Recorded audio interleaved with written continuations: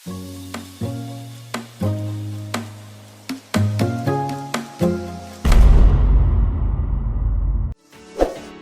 guys, dito ako ngayon sa Calle Crisologo, dito sa Vigan. So as you can see, nakasakay kami sa kalesa. Yan mga horses dito. Mga kalesa. So baby, are you enjoying the ride? The horse? Yeah. Yeehaw! Yeehaw!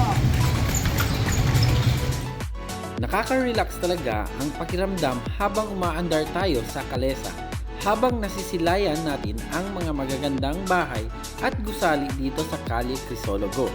Ang higpit ng pagkakagawa ng mga istruktura dito ay nagdadala sa atin sa kaharian ng nakaraan. Pagdating naman natin sa Crisologo Memorabilia Museum, masaya tayong maglalakbay sa kasaysayan ng pamilyang Crisologo, na kilala sa kanilang ambag sa kasaysayan at kultura ng Vigan. Narito natin makikita ang mga antik na gamit, mga litrato at iba pang alaala na nagpapakita ng kanilang kahalagahan sa kasaysayan. So ito yung bahay ni Crisologo at ito yung pillow rack ni Armario. Napakaraming bagay na mapupulot mula sa pagbisita sa museyong ito. Isa itong paalala sa atin ng kahalagahan ng pagpapahalaga sa ating kasaysayan at kultura.